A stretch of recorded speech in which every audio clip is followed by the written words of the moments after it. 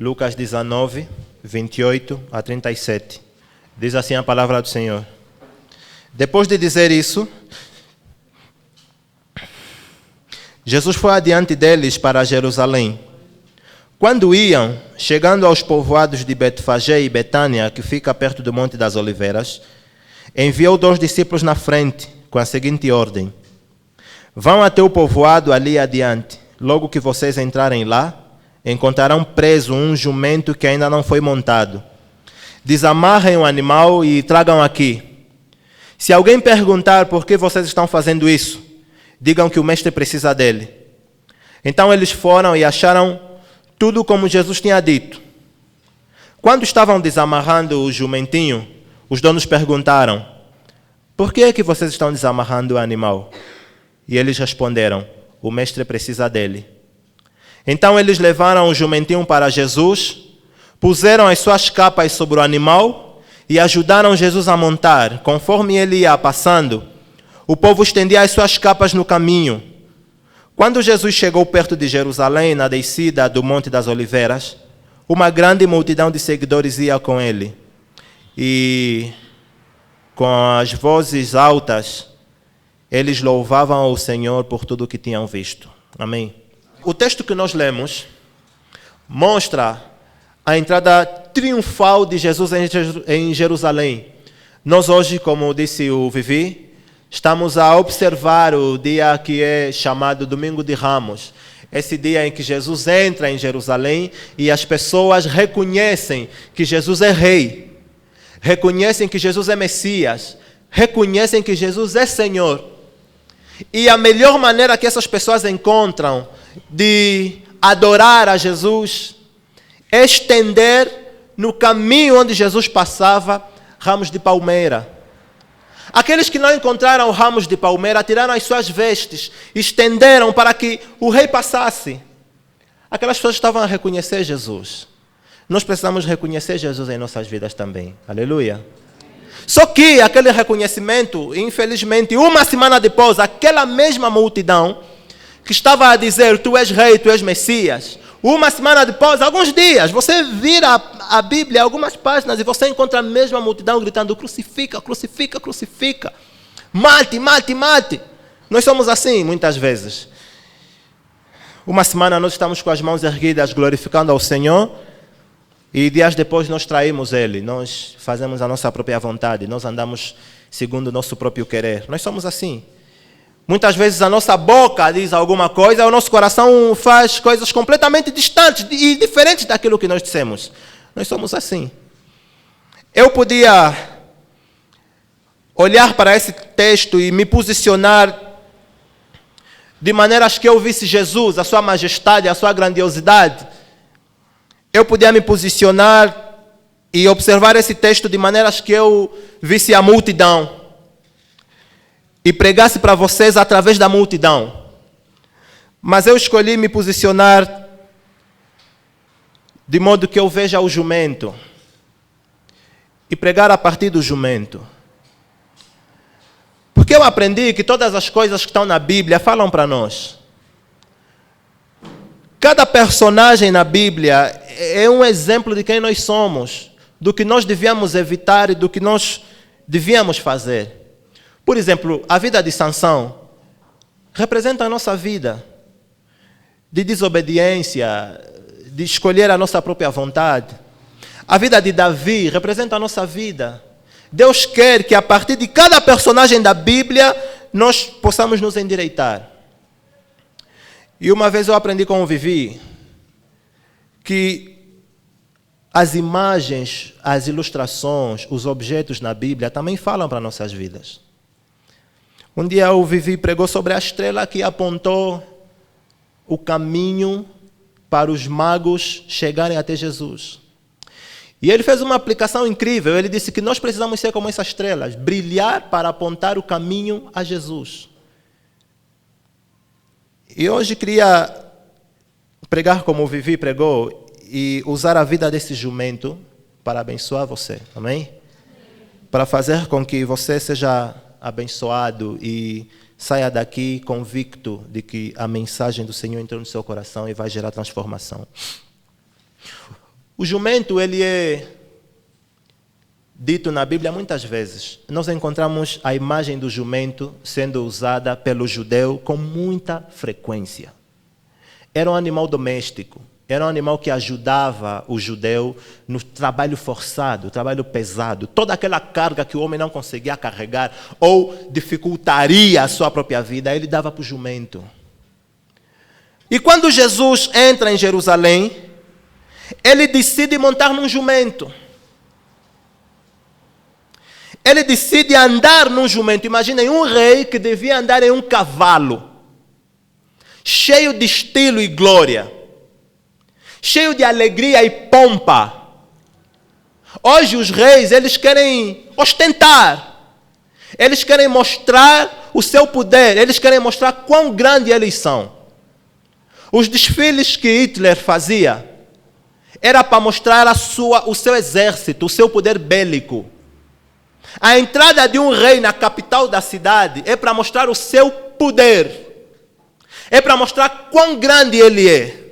Jesus podia pedir aos discípulos, vão naquela cidade, comprem cavalos. Eu quero milhares de cavalos, pessoas, eu vou entrar em Jerusalém. Mas ele não faz isso, ele diz, eu quero um jumento.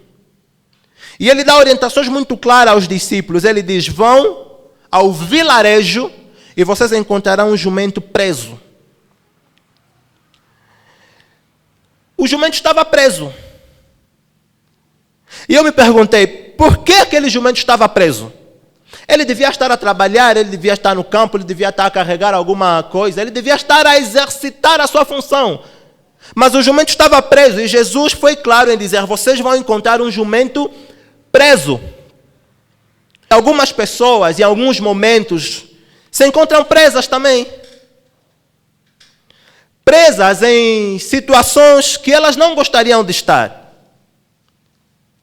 Aquele jumento, ele tinha que estar a trabalhar, mas ele estava preso naquele lugar. E eu fiz algumas pesquisas. Por que o jumento estava preso? Eu encontrei um facto muito interessante. O jumento, ele é um animal com uma inteligência muito elevada. É mais inteligente que o cavalo. Alguns dizem até que é mais inteligente que o cachorro. E ele tem uma capacidade, uma sensibilidade tão aguçada ao perigo, que se você estiver a montar um jumento e ele ver um perigo, ele para. Ele não obedece mais você.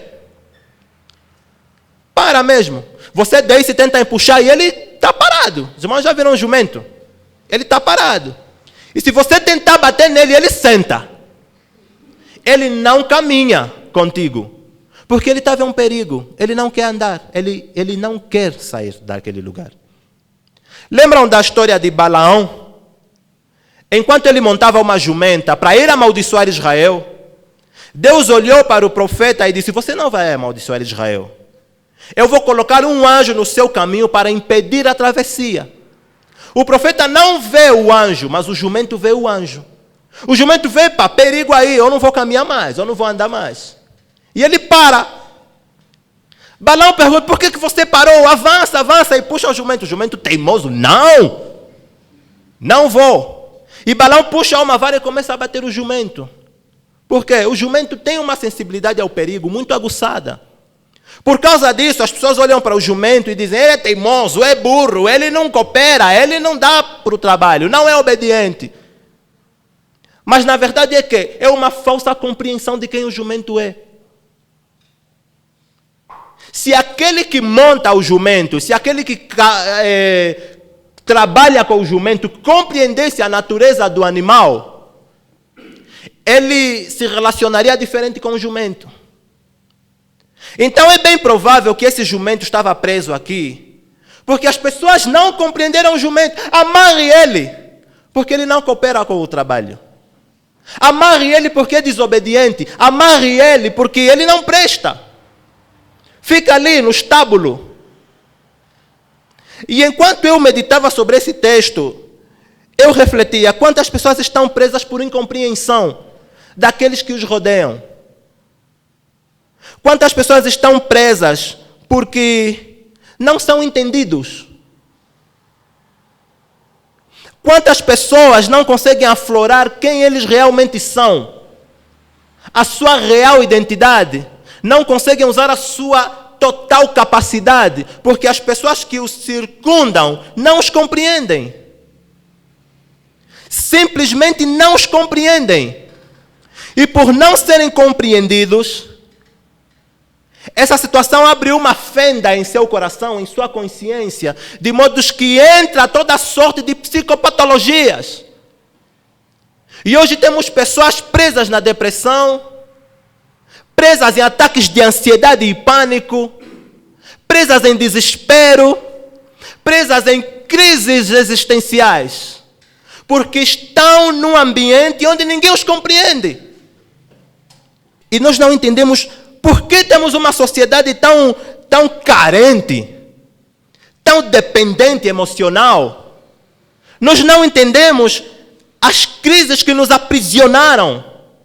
E nós não afloramos a identidade de Cristo em nós. Temos muitas pessoas presas em crises emocionais e existenciais. Muitas. Comece a conversar com os adolescentes, com os jovens. Pede que eles abram o seu coração para você e você vai perceber o quanto as pessoas estão a sofrer com as suas crises emocionais. Se calhar você entrou aqui para esse lugar com uma crise de incompreensão também. As pessoas não te entendem e por causa disso você está preso numa situação, ok, mas o que eu vou fazer? Outros não estão presos em suas crises emocionais e existenciais. Estão presos em situações que eles mesmos provocaram. Por causa das suas péssimas decisões, por causa do seu pecado, por causa das suas escolhas. Às vezes nós levamos a nossa vida em algum lugar onde depois olhamos para trás e dizemos, eu não devia estar aqui, não é verdade? Mas você não consegue ir para frente. E você não consegue ir para trás. Você está preso no seu próprio pecado, nas suas próprias escolhas, nas suas próprias decisões. Se prendeu. Então nós estamos a ver aqui duas dimensões. Pessoas estão presas por causa do ambiente externo e pessoas estão presas por causa do ambiente interno. Ele mesmo procurou aquela situação. Gosto muito de pensar na frase de Jesus quando ele diz, Pai, livra-nos do mal. De que mal é que Jesus estava a se referir? Alguns dizem, do mal externo, porque esse mundo é mal mesmo. Livra-nos do mal dos assaltos, do mal das trevas. Mas pensem também que Jesus pode estar a te ensinar a orar, livra-me do mal que eu mesmo posso causar a mim. Livra-me do mal das minhas decisões. Livra-me do mal do meu pecado. Livra-me do mal das minhas escolhas. Livra-me desse mal. Porque se o Senhor não me livrar desse mal, eu vivo preso nesse mal. Então nós temos uma situação aqui calamitosa, pessoas presas. O pecado de Adão também teve essa capacidade de nos prender. Ninguém consegue se achegar a Deus. Ninguém consegue mudar o seu próprio coração. Ninguém consegue mudar a sua personalidade. Nós estamos presos. Romanos, capítulo 7, versículo 15 e 24. 15 a 24. Paulo diz o seguinte, eu não entendo o que faço por causa do meu pecado, esse pecado de Adão. Eu não entendo o que faço, pois não faço o que eu gostaria de fazer. Pelo contrário, faço justamente aquilo que odeio. E isso mostra que, de fato, já não sou eu quem faz isso, mas o pecado que vive em mim é que faz isso. Eu estou preso, o pecado que vive em mim é que faz isso. Estou preso. Você está preso no seu próprio pecado? Você está preso nas suas próprias escolhas? Você está preso por causa de crises existenciais e emocionais? Você entrou aqui para esse lugar a tentar lutar e a resolver alguma crise dentro do seu próprio coração que você não consegue? Um pecado, um mau hábito? Olhem o que acontece a seguir. Ainda no versículo 30, Jesus manda libertar. Jesus manda soltar aquele jumento. Eu acredito que esse episódio da entrada de Jesus usa vários elementos para mostrar a sua ação no mundo. A libertação desse jumento É uma ilustração de que naquela entrada, Jesus estava aí para uma cruz onde libertaria você de toda a prisão. Onde soltaria o ser humano de todo embaraço a que ele se submeteu. Jesus estava a entrar em Jerusalém, onde ele culminaria o ato supremo da sua obra, onde você é liberto, não só do seu pecado, mas de todas as crises que te afligem. Onde você é liberto, não só do seu pecado, mas das suas escolhas erradas. Porque isso aconteceu com Adão no Éden. Adão escolheu desobedecer a Deus. E por ele desobedecer a Deus, estava aprisionado. Mas a obra redentora de Jesus Cristo o libertou. Olhem o que Gálatas 5:1 diz. Cristo nos libertou para que nós sejamos realmente livres. Por isso, continuem firmes como pessoas livres e não se tornem presos, escravos novamente. Colossenses 1:13. Ele nos libertou do poder da escuridão e nos trouxe em segurança para o reino de seu Filho amado. Colossenses 1:14. Ele quem nos liberta. E é por meio dele que os nossos pecados são perdoados. As verdades do Evangelho hoje se aplicam em nossa vida. Nós estávamos presos, Cristo nos libertou. Amém? Amém. Nós estávamos mortos, Cristo nos ressuscitou. Nós andávamos em nossas próprias escolhas, em nosso próprio pecado. Mas Jesus Cristo nos dá a salvação agora. Ele tira do nosso meio tudo aquilo que não deixa, tudo aquilo que nos impede de desenvolver a real identidade de Cristo. Quando você entra em contato com Jesus Cristo, você entra em contato com as suas mazelas também. Com o seu pecado, com as suas crises, com a sua depressão, com a sua crise de ansiedade e pânico. Você entra em contato com as suas más escolhas, você entra em contato com tudo. Mas você não sai da presença de Jesus Cristo preso. Você sai solto, livre, liberto de tudo. Pronto para fazer a vontade de Deus. Pronto para viver de acordo com aquilo que o Senhor quer que você viva. A entrada de Jesus em Jerusalém foi triunfal, foi significativa, porque simboliza para nós libertação, paz e alegria com Deus. E Paulo vai dizer mais novamente, não existe condenação para todos aqueles que estão em Cristo Jesus. Não existe condenação. Sabe o que isso significa? Não existe condenação. É tudo aquilo que você fez, tudo aquilo que você escolheu, toda essa situação em que você está, é anulado, é apagado quando você está em Cristo Jesus. Então o dedo acusador do pecado, do diabo, ele pode apontar novamente para você, dizendo, dia X você pecou, você errou, você fez isso e aquilo. O Evangelho diz, não existe condenação para você. Ainda que o dedo acusador aponte para você, não existe condenação para você, para aqueles que estão em Cristo Jesus.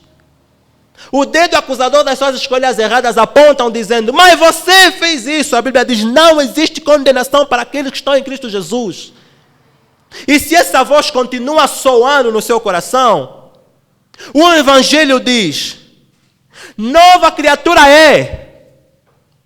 Tudo aquilo que ela fez no passado foi apagado. Passou. E tudo se fez o quê? Novo. Porque o sangue de Jesus Cristo nos liberta de todo o pecado, de toda a escolha errada, nos liberta de toda a indecisão. Nós estamos acostumados a entender o sacrifício de Jesus Cristo como se tirasse do nosso coração simplesmente o pecado. Não, Jesus não está simplesmente tirando do nosso coração o pecado. Jesus tira da sua vida, do seu coração, tudo aquilo que atrapalha a identidade de Cristo em você. Tudo. Deus não está preocupado simplesmente com o pecado na sua vida. Deus está a libertar você por completo. Deus está a libertar você dos pés à cabeça. todo detalhe na sua vida recebe o sacrifício de Jesus Cristo. Não há nada na sua família que não foi alcançado por Jesus quando ele se manifestou. Amém? Então, tome posse dessa libertação, porque Jesus Cristo está aqui e ele quer fazer com que você seja totalmente livre. Quando Jesus mandou soltarem aquele jumento, Jesus avisou, as pessoas vão perguntar por que vocês estão a soltar o jumento. Vão perguntar. Mas vocês digam simplesmente porque o mestre precisa dele.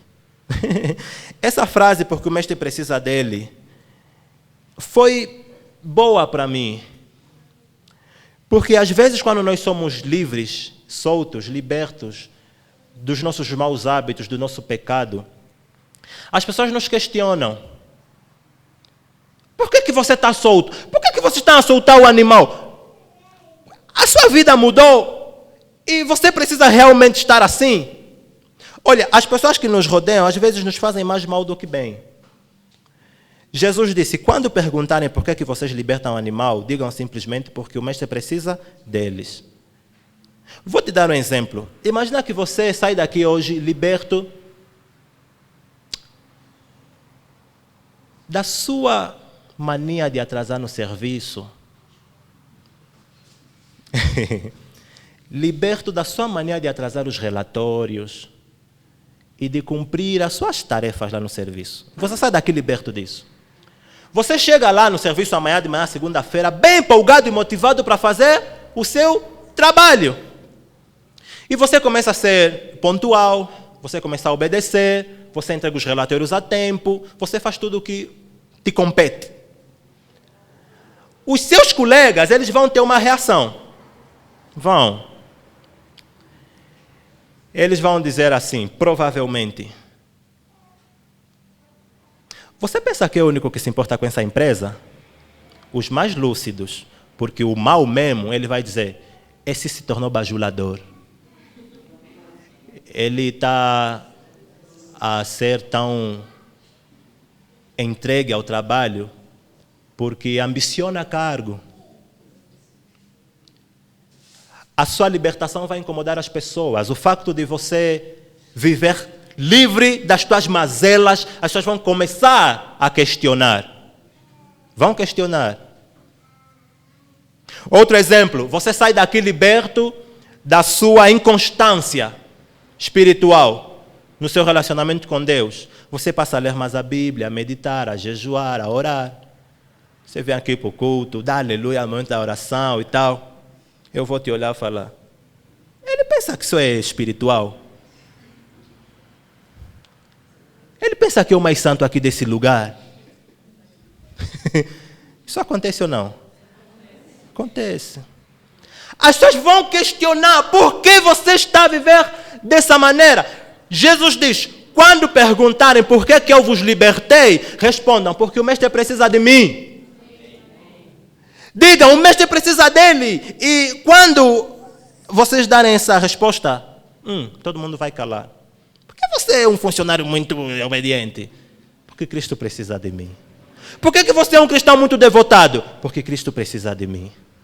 Vocês já passaram por essa situação na escola? O professor atrasou 15 minutos, um já gritava, embora! Aí, mais 5 minutos, já não é um que grita, vamos embora, são já uns 5. Aí a turma toda está a gritar, vamos embora. Todo mundo pega as pastas e vamos embora. Mas você fala, eu não vou. Todo mundo fala, esse é malaique.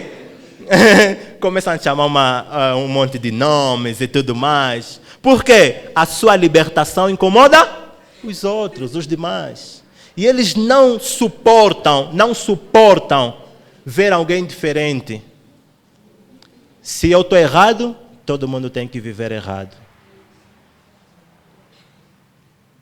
Ditam a nota, Abraão Jorge, matemática, 0. Ih, caramba, vergonha.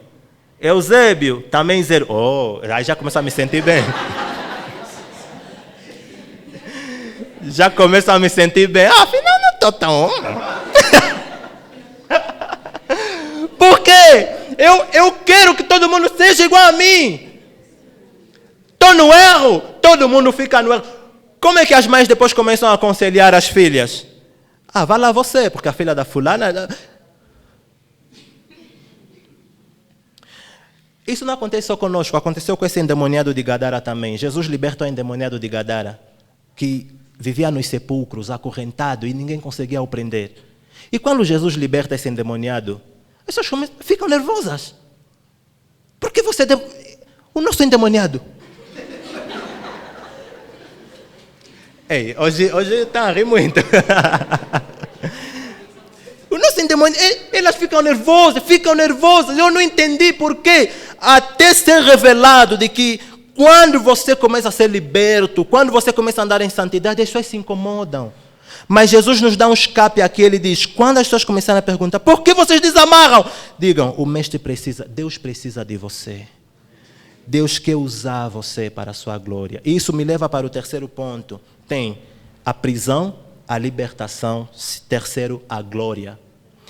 Olhem, quando Jesus liberta o jumento, ele dá uma orientação aos discípulos e diz, vocês vão encontrar um jumento amarrado que ninguém ainda montou. Ninguém ainda montou. Jesus seria o primeiro a montar aquele jumento. O jumento estava prestes a experimentar coisas que ele nunca havia experimentado. O jumento estava prestes a carregar o rei. Ninguém havia montado aquele jumento. Tudo me leva a crer que quando Deus te salva, te liberta, te perdoa e te chama para si, Ele faz você experimentar coisas que você nunca viveu. Ele traz novidade para a sua vida. Coisas boas, maiores e melhores passam a acontecer com você. É isso que a Bíblia diz em Romanos 6, 4.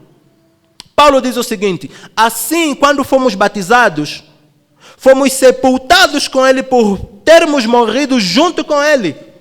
A parte B do versículo diz assim, e isso para que assim como Cristo foi ressuscitado pelo poder glorioso do Pai, assim também nós andamos em quê? Novidade de vida. Quando Cristo nos salva, nos liberta, Ele vai fazer com que você experimente coisas que você nunca experimentou até o momento da sua salvação. Coisas que você nunca viveu, coisas que você nunca imaginou. Deus vai fazer você viver coisas novas. Ele vai te tirar desse estado de prisão, de pecado, de trevas, e vai te levar para o reino da sua maravilhosa luz. E você vai viver uma nova história. Você vai viver aquilo que realmente Deus preparou para você. Por que você nasceu? Você não sabe? A partir da sua conversão, você vai experimentar o seu real propósito. Deus quer fazer você trilhar uma vida, uma história completamente nova. E eu gosto dessa frase, novidade de vida, porque é isso que acontece com todas aquelas pessoas que andam com Cristo. Elas têm sempre novidades. Novidades de fofoca, não. Novidade de vida. Um novo comportamento, um novo ser, uma nova estrutura de pensamento, uma outra capacidade de compreender as pessoas. Eu estou me renovando a cada dia e de glória em glória vou me parecendo cada vez mais com Jesus Cristo. Há coisas novas a acontecerem na minha vida. Há coisas novas. Isso tem que acontecer na sua vida também. Você se diz liberto, há coisas novas a acontecerem em você. Precisam acontecer em você. E você precisa fazer uma introspeção, olhar para dentro do seu próprio coração e ver, eu estou a viver coisas novas? Estou a viver coisas novas? Ou estou dentro de um ciclo de velhos hábitos, velhas práticas, velhos pecados? Eu estou a viver coisas novas? Há novidade em minha vida? O que eu posso contar para você? Há novidade em minha vida? A entrada de Jesus Cristo no seu coração traz uma nova história. Um antes e um depois. Há um mas. Enquanto você conta a tua história. Eu sou fulano de tal, eu era isso, mas quando aceitei Jesus, a minha vida mudou. Como Mostra aquela música. Houve um câmbio quando de novo nasci. As coisas que eu fazia já não as faço mais. Houve um câmbio. O que nós temos hoje são pessoas que se dizem libertas por Cristo. Mas não há novidade de vida. Não há. O fulano ainda luta contra esse pecado. O fulano ainda é assim mentiroso. O fulano ainda faz isso. Quantos anos ele tem de cristianismo? Não, eu não estou a colocar um peso muito pesado sobre os vossos ombros. É o básico. É o básico. Alguém uma vez disse assim, os 10 mandamentos é pesado e ninguém consegue viver obedecendo à lei de Cristo. Não, não é verdade. É o básico que Deus podia nos dar. O que é que os 10 mandamentos diz? Não mate. É pesado não matar. Não minta. É pesado não mentir. Não é uma canga pesada. É o básico que Cristo está a te pedir. O pesado, você vai chegar lá. Porque um dia Cristo vai vir e dizer, ok, você não mente, mas não adianta só não mentir. Tem que ser apologista da verdade. Ok, vocês amam os vossos amigos, mas não adianta só amar, isso todo mundo faz, até o inimigo ama aquele que coopera com ele.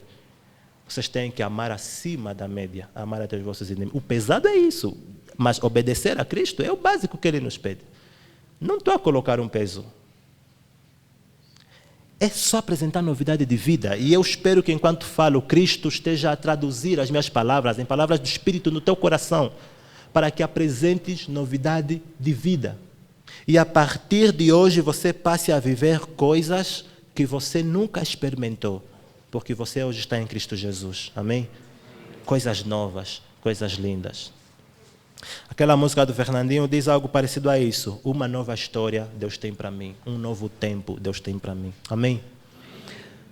Quero contar uma ilustração para terminar. A ilustração não é minha, eu li na internet. Ele disse assim, que esse jumento que carregou Jesus, ele foi aplaudido, né? Enquanto carregava Jesus. Imaginem esse jumento olhando para as pessoas que aplaudiam, estendiam os ramos de palmeira, as vestes. Imaginem o jumento a pensar, é para mim, sou especial, sou bonito, sou lindo. Aí ele entra em Jerusalém, mas voltar para a casa da mãe. Segunda-feira ele quer experimentar novamente aquela sensação. Volta em Jerusalém. E ninguém aplaudiu o jumento. Pedras até. Sai daqui, animal imundo. E ele volta para casa e diz, mãe, ninguém me aplaudiu. Como no domingo passado, ninguém sorriu para mim. Isso é fábula, é? E a mãe olha para o jumento e diz, ninguém te aplaudiu porque as pessoas aplaudem você enquanto você caminha com o rei, o Messias, com Jesus. Você é reconhecido enquanto você carrega aquele que é o rei do universo.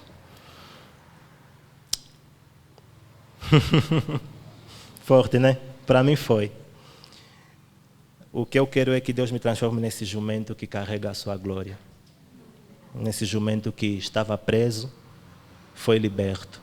Passou a viver novidades de vida, foi reconhecido por carregar a glória de Deus. E que eu nunca me aparte de Jesus. Que eu carregue sempre a sua glória, para que eu viva por essa terra reconhecendo que Ele é o Messias. Amém? Vamos orar?